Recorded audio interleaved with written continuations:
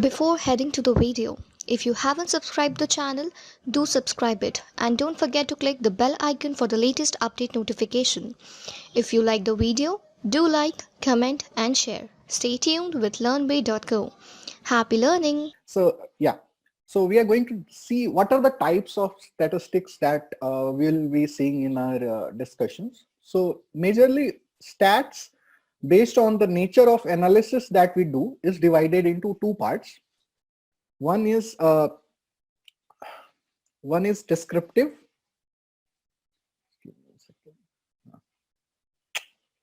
Yeah. So one is descriptive stats. Another one is inferential stats. Before going into the actual definition of it, let's once for all let's see what this particular, doesn't it sound like describe or description? Yes or no? Yes. That means, see, this is the way you would be remembering. Okay, so during my whole tenure of my classes in stats and ML, I would be giving you this tips also, because usually it becomes confusing. Someone will ask you what is the difference between descriptive and inferential. That time you will think in this way, then you would probably better recall this. Okay, now as we have seen, this is used to describe. Okay, describe. Another way of looking at variable is to infer. That is the reason it is named as inferential stats. Now, what is difference? Can someone, in plain English, can someone differentiate what is difference in description and if we infer from something, from some data? What is the basic difference? Forget about stats. Let's talk about plain English. What is the difference that you think is in description and in infer? So for example, if we infer something, what goes into our mind? Anything else is involved when we infer. And when we talk about in describing anything, okay, what is involved there? Think in that perspective. Before going into the bookish language of the definition, let's try to think about what is a descriptive stats. Okay, the descriptive stats, whenever any data is given, for example, I'll take very simple example that we took, we thought about the marks. Okay, so we thought about the marks. So someone asked your marks, you told them your average marks. Yes or no? Right? So you described your marks based on the average marks you got, right? That is the description. Now I'm taking one example. Okay, another example. For example, you went to some school. Okay, you went to some school, and recently 10th marks has recently arrived. Okay, recently arrived. Okay. Now what happened is you don't have the details of all the students. Okay, if you have the details of all students, you can obviously take the average, and that will be descriptive. But I'm saying you don't know. Recently, like today only, the 10th class marks is announced, and you went to that school, and you have to think if this school, what is the marks, general marks that this school students get in class 10. Okay, so you went ahead and you went to a room in which you think that there are some people who came to meet their teachers. There are only out of say 70-80. Okay, so out of 70-80, there are only few people. Okay, there are only few people inside the class. Okay, out of 70-80 10th class students, there are say 10 students. Okay, 10 students. We can discuss if this is a good grouping or not, or sampling or not, but for now just assume. Okay, so I went ahead and just interviewed these 10 students. How much marks you got? He will tell that I got this marks, this marks, this marks, this marks. Okay, I'll make a conclusion based on the marks I got from these 10 students. I'll infer about the whole school. You understand? Or the whole class of that particular school. You understand what is the difference here? Yeah. Right? So what I'm trying to say is, here you had kind of data available and you took the average. Here I don't have the total data available. Do I have all the students in that class? No. We are interviewing only the people who were present in that particular class that day. By the way, that particular sampling is called convenient sampling. Okay. So for example, first statement I'm making that I am taking a small group out of the whole population. What is the population? We will discuss in the next slide. Okay, so population is nothing but all the data points or all the people who, which is area of our interest. For example, in this case, what is going to be my population? Is it the total population of that city? No, only the population of the No, students that is not the definition of the population. Is it the total population of that school? No. No. What is the population in this case, this particular case? This is the total number of students, of class 10th. Yes or no? Yeah. Yeah. That is going to be our population. Now what I am taking is a small group, or in statistical term that is called sample. Okay, sample is nothing but drawn from a population. Okay, now it can be 5 also, 10 also, 8 also, 7 also, any number of people can be drawn, or any, in this example there are people, okay, in the center of what we are discussing. There may be objects also, okay, there may be different things also. We are not discussing that. For example, now out of 70, 80, we have taken one sample of 10 students. We can take multiple samples also, 10, 10, 10, 10, 4 times I took. So that these techniques, sampling techniques will reduce our bias. Okay, so those things we will discuss later, but for now let's discuss what actually happened here. Here you gave the average marks. Okay, so it can be a human error that you may give any wrong average, but in most of the time it is going to be correct. Yes or no? Yeah. Right? But for example, out of 70, 80 students, I have only grouped 10 students and interviewed only 10 students and got their mark, and I'm inferring about the whole class 10th of that particular school. The chances of error are more here or not? Yes, no, maybe, right? Yes. But you may think that why even if there are 100% chances that we are not going to be accurate, then also we are doing this. Why? Because the reason inferential stats is used is wherever we are not able to afford the descriptive stats. You understand what I'm trying to say? In a way that, for example, this was a very vague example. That is the reason it is looking very easy. For example, I'm talking about, say, about a company which has more than 5 lakhs of, 5 lakhs of their employees in a particular company. Now I cannot go and interview each one of them. First, why I cannot do? Because it may consume time, it may consume money, right? And Yes. the reason for which I'm doing the analysis may not always allow us to spend that much time, spend that much money, spend that much effort, spend that much people can be into it. Okay, you understand? So that is the reason inferential stats is used. Okay, so we do sampling, we infer about the population and make a quick, you can say, assumption about the total population. We may not be correct, but we try to be correct. Okay, so again, stats gives us the tool to to make you can say not 100%, but a better judgment about the total population. How we will see?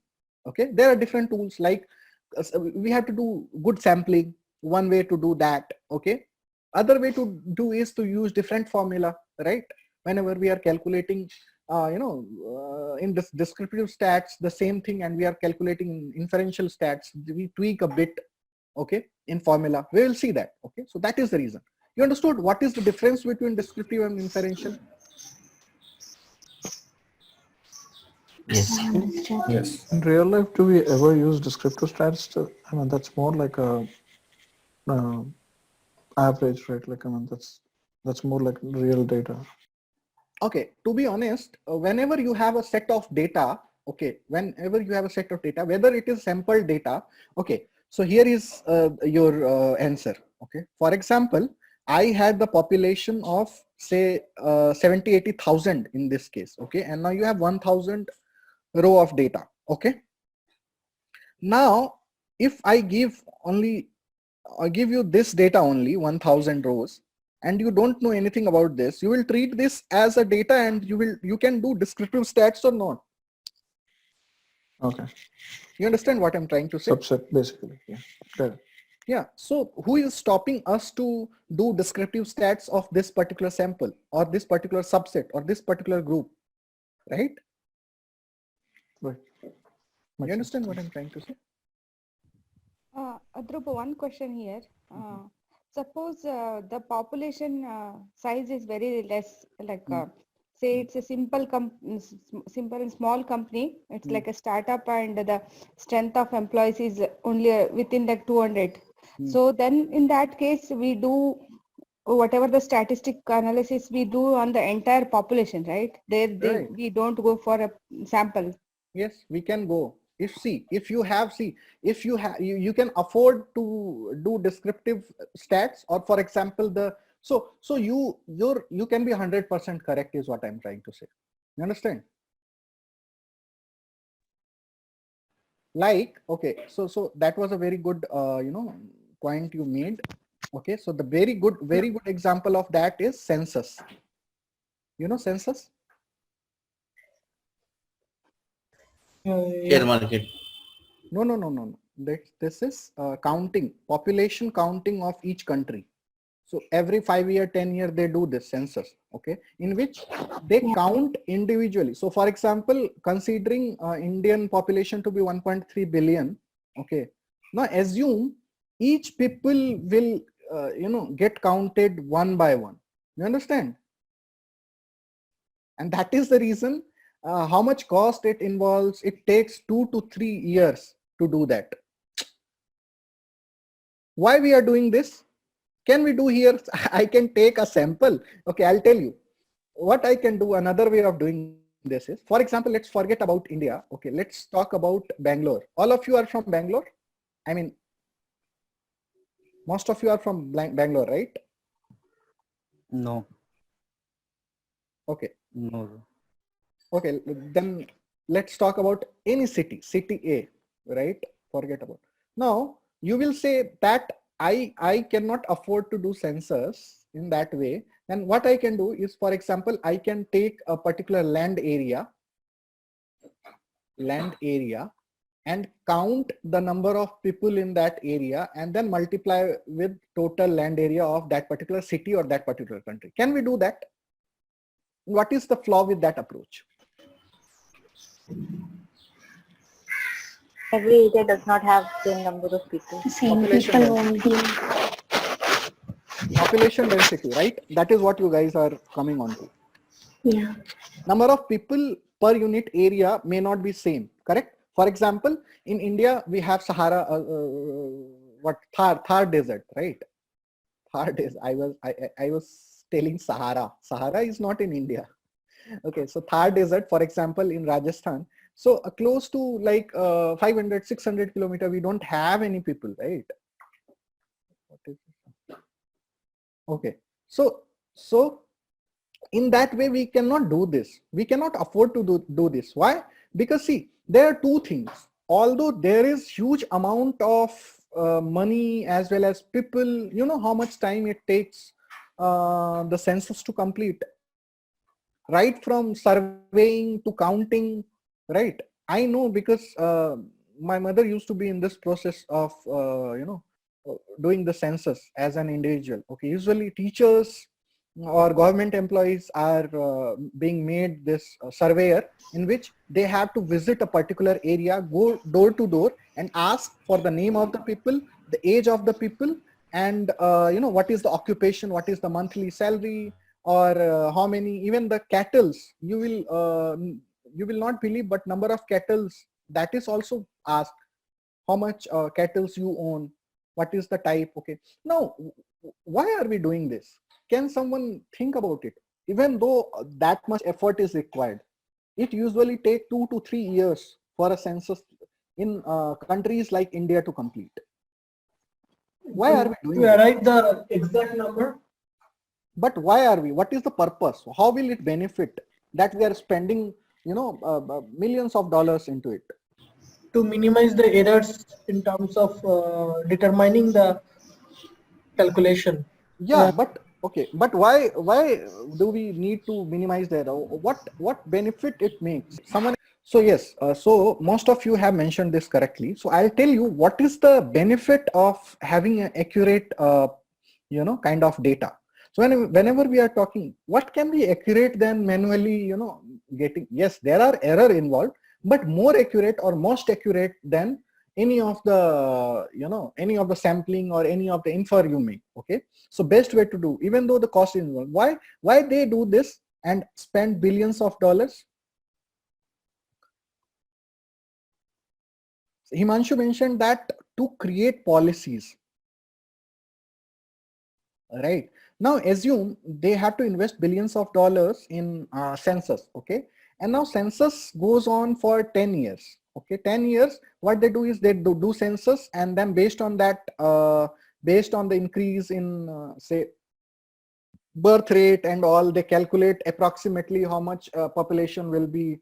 And that is the reason they prepare their say 3 terms, 5 into 3 years, that is 15 years around, I'm saying. Okay, so policymakers make this. Now just assume in each year, if the budget is approved for any country, okay, how much billions of dollars they invest in the annual budget. Okay, now multiply that with 50. Okay, and now just assume the amount that is involved. Not only the amount, but the development of a country is also, dependent upon this particular thing. If it is not accurate enough, then no matter how much policy you make, how much education policy you make, how much defense policy you make, how much better policing cannot happen, better governance cannot happen. Okay, you understand? That is the reason they invest billions of dollars into census in every 10 years, sometimes in 15 years. Okay, you understand? Now you will say, I think the last census happened around 2011-12, I guess if and came in 2013. You guys can Google. Okay, right? Because I was my mother was a part of that. I happened to see the forms that I used to fill.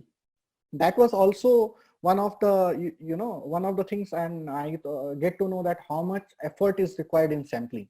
Okay, and that is the reason then you will think that it's better to do inferential stats. Okay, and most of the people won't have that much money and effort to do others descriptive.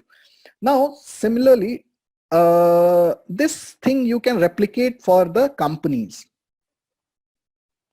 Now companies obviously cannot afford to do more. In most of the cases they do inferential. Why? Because they don't have that much data. Okay, usually. Okay, even if they have data, for example, they have data of all the customers. Okay, yes, that data is available. Okay, that data is available, but due to some reasons or the other, they may only give you some part of the data. Okay, and now based on that some part of the data, you have to infer about the whole customer data. Okay, and then and then based on your models, they will prepare their strategies, sales strategy, how much advertising they need to do. Okay, all these things. Okay, not just assume that you mess up with the model or mess up with any of the analysis in your data. All these things will be of no use, or at least won't be as effective if you are doing the analysis correctly. That is precisely, you can say, the effect of a good statistics. You understand what I'm trying to say? So I am saying that I explained you about a country, how a country can get affected if this particular thing is, if the census in the country's case is not correct. You understand, right? Okay, but companies cannot afford census or cannot afford to work on population. Census is nothing but population, total population. Companies will, most of the time, will ask you to do sampling. Right, so you will working on a small chunk of data. Okay, now I am saying that if that particular sampling is not done correctly, okay, and if the error is more, okay, if the error is more, the assumptions or analysis or predictions, whatever you are making, will be flawed. Is it clear now? How is it Okay. flawed? We will see. Okay, how is it flawed? We will see. But just assume if it is, if your driving factor is itself not correct, then obviously the predictions will not come correctly from that particular data. Yes or no? Yeah, yes. Right? For example, okay, I'll give you one more basic example. For the school example we took, for example, I told that we interviewed only 10 students. Okay. Now, just think about that these 10 students are toppers of the class who actually are very happy that they visited their school to meet their teacher and take their blessings. For an example, I'm telling. Okay, now you got the marks of toppers who are above 90%. Okay, now you will infer that this school will produce only 90% or even more than that. Is that a good inference? No. Right? So our sampling needs to be correct. Understand what is the good sampling? That we equal participation of whole population is desired. Correct? How to do sampling we will study later, but you understand what is the flaw in it? How how can it affect? You understand? If it is there for huge data set, then we will go for the descriptive only. Not about a huge data set. If that huge data set is your population, then obviously yes, you have to go. Okay. But that is theoretical. Why? Because you won't get the huge data set with you. Okay, you understand what I'm trying to say? Okay, so that means only where there is the availability of the data, be it in chunks or be it in huge amount, we can afford to do inferential statistics. See, data size does not always define that it is your population. You understand what I'm trying to say? For example, okay, for example, this is very important, guys. Please pay attention. For example, I'm telling you two scenarios. Okay, two scenarios. For example, if there are two scenarios, first scenario is I'm talking about a school. You understand? So school, and there are 570 students. Okay, so 570 is my population.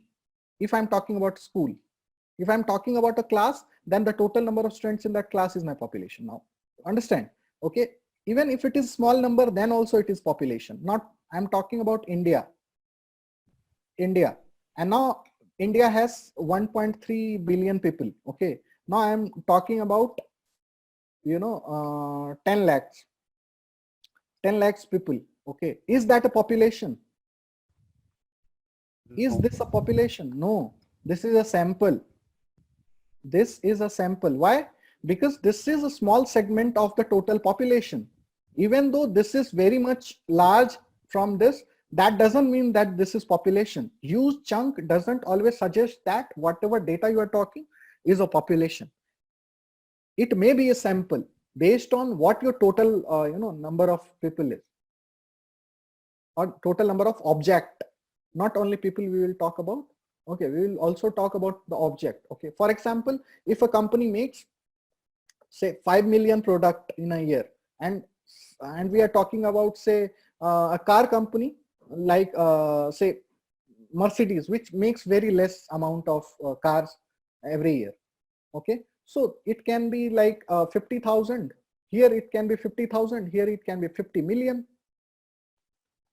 The difference in population is this can be of different scales. But looking at the size of data, you cannot infer that, okay, this is population and this is not. You understand what I'm trying to make the point here? Your sample can be as large as, even larger than others' population. Okay, you can take a sample of 10 million here, which is even larger than the population size here. Yes or no? Yes, correct. So data size doesn't always mean that your larger data size, larger data size doesn't always suggest that it is you are dealing with population. Okay. Okay, Dhruv, got it now. Yeah. Understood? Yes, yeah. Okay, so let's go ahead and see it in bookish language. If you have to describe, first of all, now you know what is difference between descriptive and inferential. In intuitively, if you can explain someone, right? Yes or no? Hello? Yes. Yeah. Okay. Okay. And okay, so deals with processing of data without attempting to draw any inferences from it. Why? Because we have the data available. Why to draw inference? We have the total data available, right? The characteristics of the data are described in simple terms. Events that are dealt with include everyday happenings such as accidents, price of good, business, incomes, epidemics, spot data, population data. Okay, if you have population data, that comes in descriptive. Why? Because we are talking about census. Census means the total population. Okay. On the other hand, inferential statistics is a scientific discipline that uses mathematical tools to make forecasts and projections by analyzing the given data. Given data means small chunk of data or whatever available data we have. By reading that, we infer about a larger population. You understand? This is of use to people employed in such field as engineering, economics, biology, and social sciences, business, agriculture, and communication, right? To another example that you can think of is, for example, if you have to infer about a particular city, okay, infer about a particular city, whether whether that particular city people are rich or not so rich or poor. Okay, so what you will do is you will see the total population and what is the total income, what is the GDP of that particular state, right? You understand what I'm trying to say? You are not interviewing each and every people. Okay, now average income you will see of that particular, and then you infer about the total population. Okay.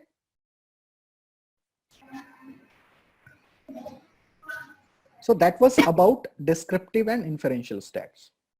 Okay, so we will stop here.